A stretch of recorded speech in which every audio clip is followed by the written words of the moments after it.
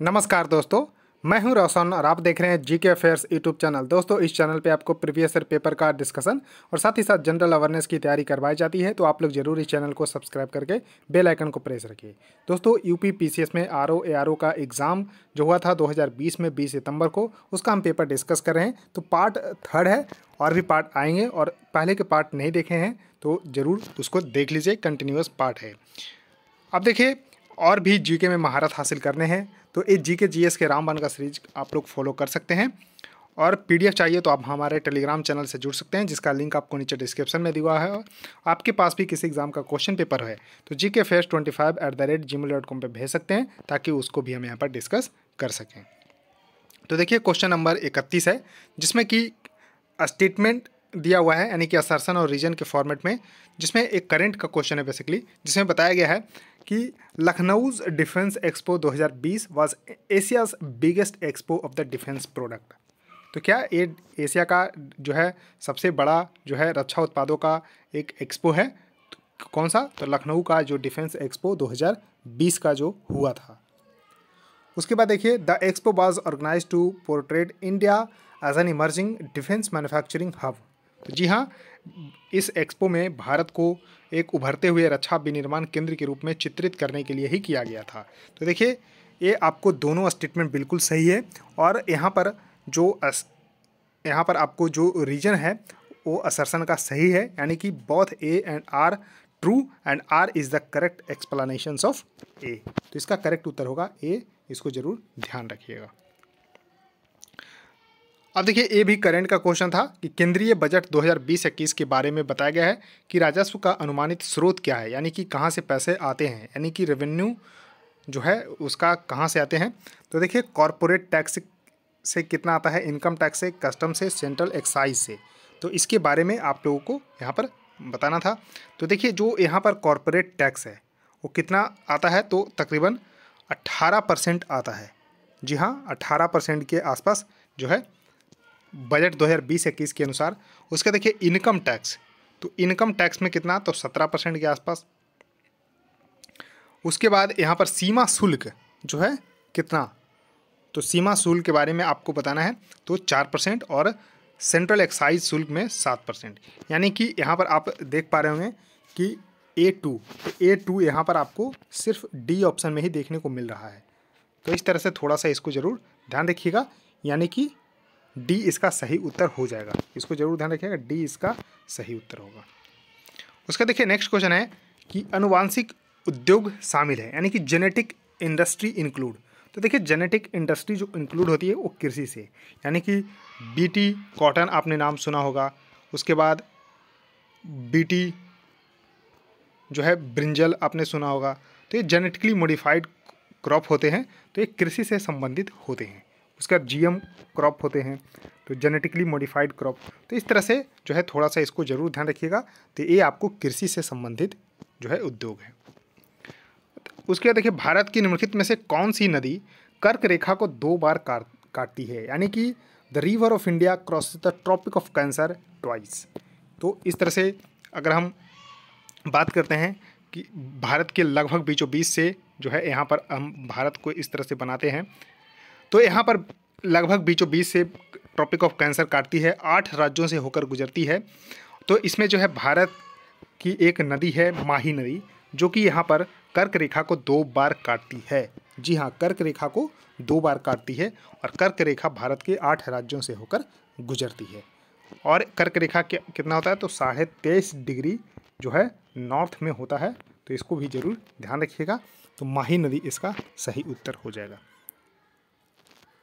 अब देखिए, माही नदी की हम बात कर लेते हैं, तो ये निकलती कहाँ से है, तो धार जिला है मध्य प्रदेश का। जी हाँ, धार जिला है मध्य प्रदेश का, वहीं से निकलती है। और इसका जो एरिया है डिस्ट्रीब्यूशन का, वो है मध्य प्रदेश, राजस्थान और गुजरात, यानी कि 3 राज्यों में फैला हुआ है, मध्य प्रदेश, राजस्थान और गुजरात में। और निकलती कहाँ से है, तो धार जिला मध्य प्रदेश से निकलती है, 500 मीटर की ऊंचाई से माही नदी। तो इसको थोड़ा सा जरूर ध्यान रखिएगा। अब देखिए नेक्स्ट क्वेश्चन है कि निम्नलिखित में से किस जनगणना वर्ष को भारत के जनसांख्यिकीय इतिहास में महान विभाजन के रूप में जाना जाता है, यानी कि ग्रेट डिवाइड के रूप में जाना जाता है in the demographic history of India में। तो उस सेंसस का नाम बताना है। तो 1921 का सेंसस था। जी हाँ, 1921 का सेंसस था। तो करेक्ट उत्तर इसका जो है यहाँ पर बी सही हो जाएगा। इस जो सेंसस में यानी कि 1911 से लेकर 1921 का बीच का जो पीरियड था, तो 1917-18 में जो है यहाँ पर जो है भारत में बहुत जो है यहाँ पर लोगों की मृत्यु हो गई थी। तो यहाँ पर जनसंख्या डिक्लाइन हो गया था। जी हाँ, जनसंख्या जो है डिक्लाइन हो गया था। तो इसको थोड़ा सा ध्यान रख सकते हैं। तो इस वजह से जो है 1921 का जो यहाँ पर जनगणना हुआ था उसको great divide in the demographic of India जो है माना जाता है। तो इसको जरूर ध्यान रखिएगा। देखिए फर्स्ट सेंसस कब हुआ था, तो 1872 में हुआ था लॉर्ड मेयो के शासनकाल में। और रेगुलर सेंसस जो है 1881 से चालू हुआ। इसको ध्यान रखिएगा। अब देखिए जो 2021 का जो सेंसस होने वाला है वो जो है 16वें नंबर का है और आज़ादी के बाद से 8वां क्रम होगा उसका। तो ये थोड़ा सा ध्यान रखिएगा इसको। अब देखिए तुलबुल परियोजना किस वर्ष, Tulbul project is on which, यहाँ पर रिवर होगा, रिवर होगा। पीडीएफ में आपको यहाँ पर सुधर के मिलेगा। तो यानी कि किस नदी पर स्थित है तुलबुल परियोजना, तो ये आपको बताना है। तो तुलबुल जो परियोजना है दोस्तों वो आपको किस जो है नदी पर स्थित है ये आपको बताना है। तो झेलम नदी इसका सही उत्तर होगा। यहाँ झेलम इसका सही यानी कि करेक्ट उत्तर इसका बी सही होगा। अब देखिए यहाँ पर झेलम नदी के यहाँ पर आपको मुहाने पे ही बुलर झील स्थित है। तो इसको ध्यान रखिएगा। अब बुलर झील यानी कि ये आपको जम्मू कश्मीर में देखने को मिलता है और मीठे पानी का सबसे बड़ा झील है भारत का। यानी कि भारत के का अगर बात करते हैं तो मीठे पानी का सबसे बड़ा झील है तो बुलर झील, जो कि झेलम नदी के मुहाने पे स्थित है। इसको ध्यान रखिएगा और जम्मू कश्मीर में स्थित है। तो इसको थोड़ा सा जरूर ध्यान रखिएगा। तो बुलर झील भी मैंने बताया और तुलबुल परियोजना बताया झेलम नदी पे, जो कि यहाँ पर जम्मू कश्मीर में स्थित है। इसको थोड़ा सा ध्यान रखिएगा।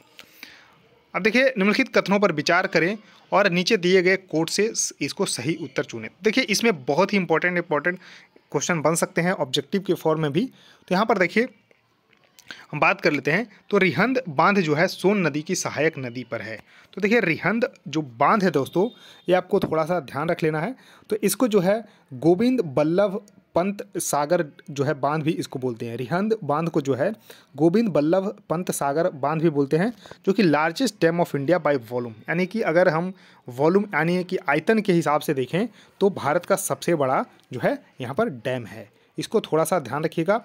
और ये रिहंद नदी पर ही है जो कि सोन की ट्रिब्यूटरी है। और कहाँ पर है, तो पिपरी उत्तर प्रदेश में स्थित है। यानी कि पहला स्टेटमेंट से आपको इतना ध्यान रखना है कि रिहंद बांध जो है जिसका दूसरा नाम है गोविंद बल्लभ पंत सागर डैम, जो कि largest dam of India by volume, और ये रिहंद नदी पर ही स्थित है जो कि सोन नदी की यहाँ पर सहायक नदी है और ये पिपरी उत्तर प्रदेश में स्थित है। उसके बाद देखिए हीराकुंड बांध जो है कहाँ पर, महानदी पर है और कहाँ, उड़ीसा में है। तो इसको दूसरा स्टेटमेंट से ध्यान रखना है कि हीराकुंड बांध महानदी पर है और उड़ीसा में स्थित है। उसके बाद देखिए तुंगभद्रा परियोजना आंध्र प्रदेश और कर्नाटक का संयुक्त उद्यम है। जी हाँ, तुंगभद्रा परियोजना तुंगभद्रा नदी पर ही स्थित है।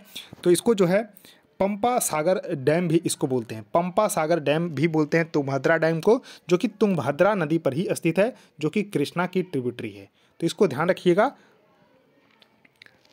और उसके देखिए मैथन बांध दामोदर नदी की सहायक नदी बराकर नदी पर है। जी हाँ, मैथन बांध जो है बराकर नदी पर ही स्थित है, जो कि यहाँ पर आपको ध्यान रखना है दामोदर नदी की सहायक नदी है। और मैथन बांध है कहाँ पर, तो धनबाद के आसपास ही है, यानी कि झारखंड में स्थित है। तो देखिए यहाँ पर चारों स्टेटमेंट बिल्कुल सही है। तो करेक्ट उत्तर इसका डी सही हो जाएगा, यानी कि 1, 2, 3 और 4 आर करेक्ट। तो इस क्वेश्चन से आपको जो है 4 अलग अलग क्वेश्चन और बन सकते हैं।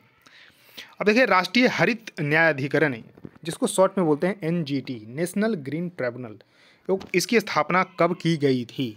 तो देखिए दोस्तों इसकी स्थापना जो है सबसे पहले आपको ध्यान रखना है कि एनजीटी एक्ट 2010 के अनुसार किया गया था, 2010 में ही। तो 2010 इसका सही उत्तर होगा। और इसका प्रिंसिपल जो बेंच है वो न्यू दिल्ली में स्थित है। इसके और भी ऑफिस हैं, लेकिन आपको ध्यान रखना है कि प्रिंसिपल ऑफिस इसके न्यू दिल्ली में स्थित है।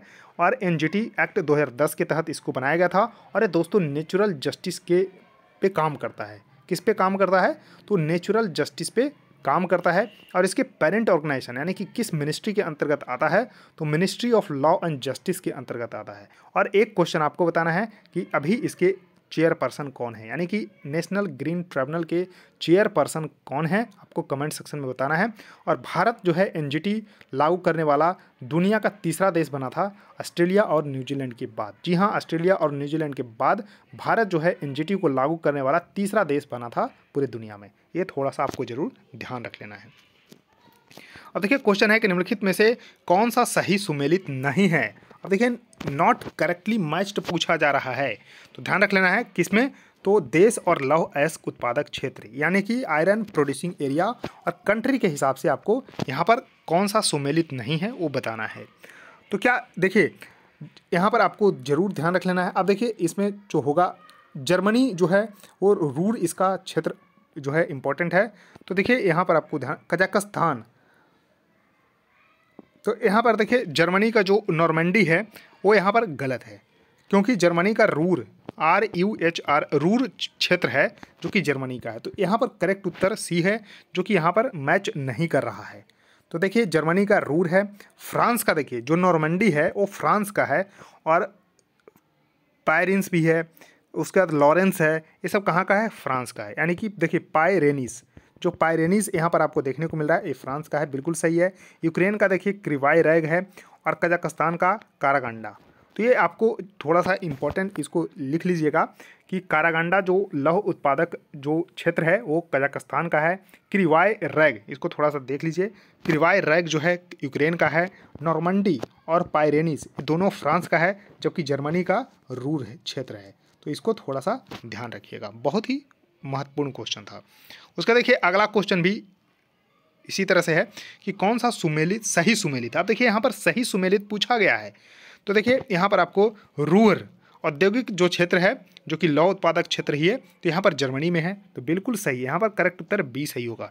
अब देखिए लॉरेन, लॉरेन यहाँ पर कहाँ का है, तो इटली का ना हो गया, ये फ्रांस का है, तो इसलिए गलत हो गया। तो लॉरेन औद्योगिक क्षेत्र फ्रांस का है। ब्रिस्टल कहाँ का है, तो यूके का है। ब्रिस्टल कहाँ का है, तो यूके का है। तो यहाँ पर यूनाइटेड किंगडम दिया हुआ है, ये भी गलत हो गया। उसका देखिए सैक्सोनी, जो सैक्सोनी है ये जर्मनी का है, तो इसको थोड़ा सा ध्यान रखें, यानी कि जर्मनी का रूर और सैक्सोनी, जबकि ब्रिस्टल यूके का, लॉरेन फ्रांस का है। तो इसको थोड़ा सा जरूर ध्यान रखिएगा। अब देखिए नेक्स्ट क्वेश्चन है कि निम्नलिखित में से कौन सा देश अफ्रीका के पश्चिमी तट पर स्थित नहीं है, यानी कि पूर्वी तट पे स्थित है बेसिकली, या फिर मिडिल में होगा, तो नहीं है। तो यानी कि किस पे, तो पश्चिमी तट पे। तो यहाँ पर देखिए आंसर मैं बता देता हूँ, वैसे मैप भी आपको दिखाऊंगा। तो इसका आंसर होगा बी, बोत्सवाना, यानी कि बोत्सवाना यानी कि गैबोन, लाइबेरिया और अंगोला, ये आपको पश्चिमी तट पे देखने को मिलता है। अब देखिए यहाँ पर आप जो है देख लीजिए अफ्रीका के मैप को, कुल मिलाकर इसमें 54 देश है।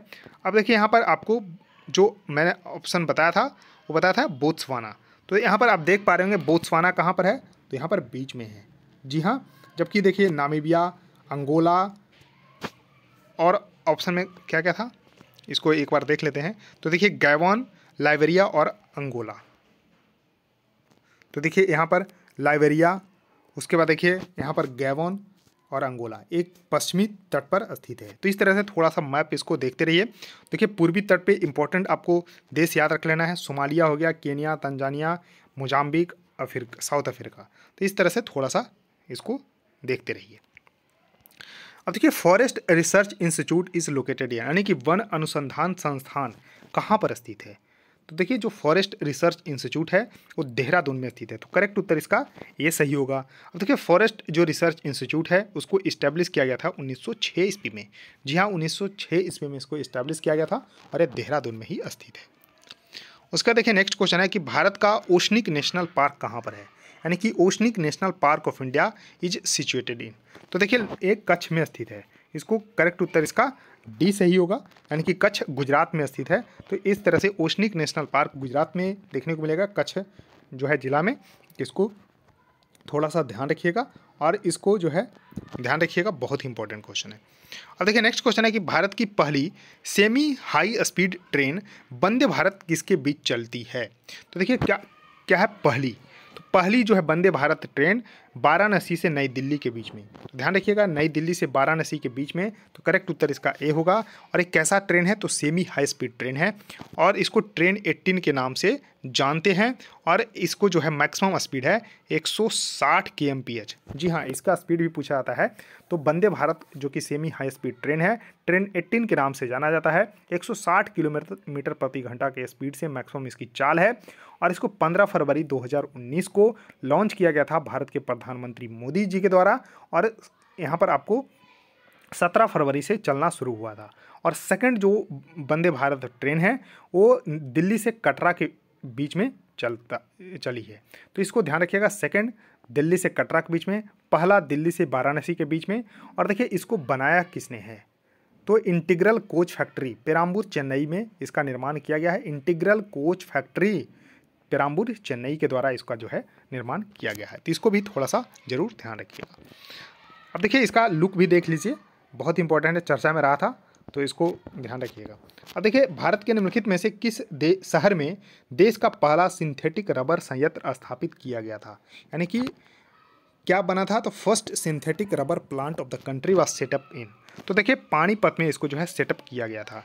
तो करेक्ट उत्तर इसका जो है ये होगा, पानीपत। और कब बनाया गया था, तो 2013 में। अब देखिए एग्ज़ाम हुआ था 2020 में, तो इस वजह से आप इसको अभी ऐसा नहीं कह सकते हैं कि अभी इम्पोर्टेंट नहीं है, तो इम्पोर्टेंट है, क्योंकि पहला जो है सिंथेटिक रबर संयंत्र जो है पानीपत में बनाया गया था 2013 में। इसको जरूर ध्यान रखिएगा। तो दोस्तों इस वीडियो में इतना ही। आई होप आपको ये सीरीज बिल्कुल पसंद आ रही होगी। तो देखिए इसको लाइक कर दीजिए और इसी तरह से हम और भी क्वेश्चन करवाते रहेंगे। तो चैनल को भी जरूर सब्सक्राइब कर लीजिए और अपने दोस्तों के साथ भी इसको शेयर कर दीजिए। सो थैंक यू दोस्तों, इस वीडियो में इतना ही। धन्यवाद।